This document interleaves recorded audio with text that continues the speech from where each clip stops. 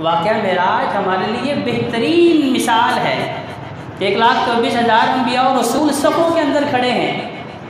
آقا علیہ السلام بیت المقدس میں داخل ہوتے ہیں، جبریل امین سے کہتے ہیں یہ کس کے انتظار میں ہے؟ فرمایا یہ اپنے امام کے انتظار میں ہے۔ سبحان اللہ، ہمارے نبی صرف ہماری امت کے امام نہیں بلکہ انبیاء کے بھی امام ہیں۔ کہا آج ان کی امامت کون کرے گا؟ جبریل امین نے ہاتھ پکڑا، مصلی پہ لا کے کھڑا فرمایا یا رسول اللہ آج آپ ان کی امامت فرمائیں گے۔ تو اس کا مطلب یہ ہے کہ آقا علیہ السلام کی جہاں بات آ جائے وہاں انبیاء کی بات بھی نہیں چل سکتی، بجائے اس کے کہ میں اپنے بڑوں کی، اپنے پچھلوں کی، یا کسی بھی بڑے محدث کی، کسی بڑے فقیہ کی، کسی بڑے مفسر کی، کسی بڑے شیخ کی بات کروں، یہ میرے نبی کریم صلی اللہ علیہ وآلہ وسلم کی گستاخی ہے۔ اللہ تبارک و تعالیٰ نے کیا فرمایا کہ قل ان کنتم تحبون اللہ، اے لوگو اگر تم میرے ساتھ محبت کرنا چاہتے ہو ایک ہی بات پلے باندھ لو، فاتبعونی، میری پیروی کرنی ہوگی۔ کس کی؟ اس ذات کی جس ذات کی زبان مبارک عرش والے نے قسم اٹھائی ہے کہ وہ اللہ کے حکم کے بغیر حرکت میں، وما ينطق عن الهوى ان هو الا وحی یوحی، کہ آقا علیہ السلام کی زبان اطہر سے، زبان مبارک سے جو بات بھی نکلتی ہے کہتے ہیں وہ 100% صحیح ہوتی ہے، اور اس کے اوپر عمل کرنا بحیثیت مسلمان میرے لیے 100% لازم اور ضروری ہے۔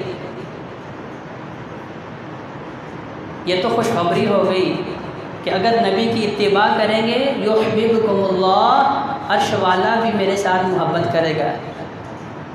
تجربہ اگر اللہ میرے ساتھ محبت کرے تو میری مصیبتیں مجھے پریشان کر سکتی ہیں، میری مشکلات میرے لیے مشکل رہ سکتی ہیں۔ یہ کیسے ممکن ہے کہ عرش والا میرے ساتھ محبت کر رہا ہو اور میرے معاملات بگاڑ کا شکار ہو رہے ہوں، مجھے لوگوں کے سامنے ہاتھ دراز کرنے کے لیے عرش والے نے مجھے تنہا چھوڑ دیا ہو، مجھے لوگوں کے رحم و کرم پہ چھوڑ دیا ہو، میری عزت کو تار تار کر دیا ہو۔ یہ ممکن نہیں۔ یحببکم اللہ، جسے عرش والا محبت کرتا ہے وہ لوگوں کے دلوں میں پھر اس انسان کی محبت پیدا کر دیتا ہے۔ دوسرا انعام فیغفر لکم ذنوبکم، فرمایا سارے گناہ بھی معاف ہو جائیں گے۔ یہ تو خوشخبری اللہ کی طرف سے، انعام احسان اللہ کی طرف سے محبت کرنے پہ، اور محبت کا طریقہ بتا دیا فاتبعونی۔ اگلی آیت کریمہ جاتے جب کا انذار، ڈرایا بھی جا رہا ہے قل اطیعوا اللہ ورسول، نبی ان کو بتا دیجئے اللہ اس کے رسول کی پیروی کرنی ہے۔ اگر آپ اپنے آپ کو مسلمان کہتے ہیں، اگر آپ اپنے آپ کو مومن کہتے ہیں، اگر آپ حقیقی معنوں میں اللہ اور اس کے رسول کے ساتھ محبت کرنا چاہتے ہیں، پھر کیا اصول اپنانا ہوگا؟ کل اے نبی ان کو کہہ دیجیے اطیعوا اللہ ورسول، اللہ اس کے رسول کے طریقے کو اپنانا ہوگا، اس رستے پہ چلنا ہوگا جو رستہ اللہ اور اس کے رسول نے دکھایا اور بتلایا ہے۔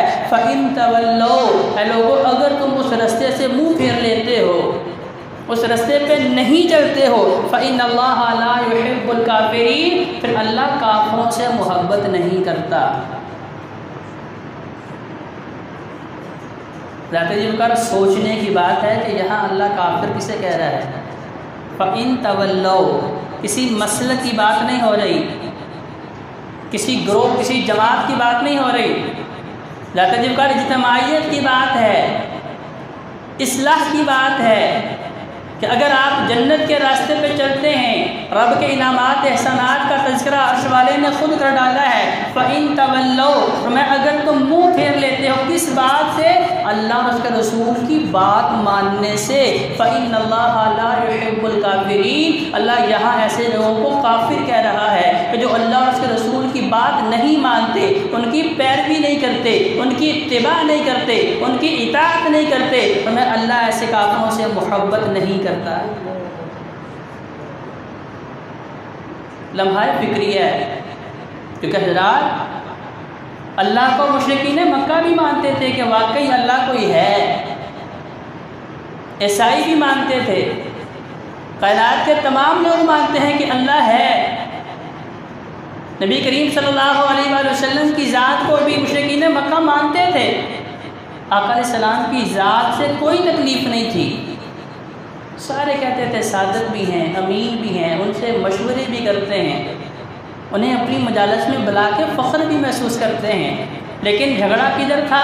صرف فاتبعونی، اطیعوا اللہ واطیعوا الرسول، اللہ اور اس کے رسول کی بات ماننے پہ جھگڑا تھا۔ اللہ اور اس کے رسول کو مانتے تھے، ان کی بات نہیں مانتے تھے۔ آج ہم کیا کر رہے ہیں؟ غلامی رسول میں جان بھی قربان ہے، یہ تو نعرے لگانے بڑے آسان ہیں، لیکن حضرت جی وقار غلامی رسول میں کبھی میں نے اپنے چہرے پہ ہاتھ پھیر کے دیکھا ہے کہ سنت مصطفیٰ میں نے اپنے چہرے پہ بھی سجائی ہے؟ غلامی رسول میں کبھی کیا میں نے یہ بھی سوچا ہے کہ میں اپنے بھائی کا جو حق مان رہا ہوں اللہ کی بارگاہ میں جا کے میں نے جواب دینا ہے؟ میرے محبوب پیغمبر علیہ السلام نے فرمایا ہے کہ ظالموں کے ساتھ اللہ بڑا برا حشر کرنے والا ہے۔ غلامی رسول میں کبھی میں نے یہ بھی سوچا ہے کہ میرے محبوب پیغمبر علیہ السلام نے فرمایا کہ بحیثیت انسان گناہ ہو جاتے ہیں، غلطیاں ہو جاتی ہیں، لیکن بندہ مومن کے دل میں ایمان اور جھوٹ اکٹھے نہیں ہو سکتے۔ لیس المؤمن کذابا، مومن جھوٹا نہیں ہو سکتا۔ غلامی رسول میں جان بھی قربان ہے۔ حضرت جبار کتنے آسانی سے ہم کہہ دیتے ہیں۔ دیکھیں جانیں کنہوں نے قربان کی؟ جنہیں نبی علیہ السلام نے ایک مرتبہ کہا کہ شراب اب حرام ہے، تو یہ نہیں کہا کہ چلے ہاتھ میں جام پکڑا ہے یہی پی لیتے ہیں، یا جو گھر میں مشکیزہ ہے، جو مٹکا ہے جس کے اندر موجود صرف وہ پینے دیں۔ غلامی رسول حضرت جی وقار یہ ہے کہ جب نبی علیہ السلام نے حکم دے ڈالا کہ اللہ نے اب شراب کو حرام کر دیا، تو مدینہ کی گلیوں میں شراب یوں بہہ رہی ہے جیسے پانی بہا کرتا ہے۔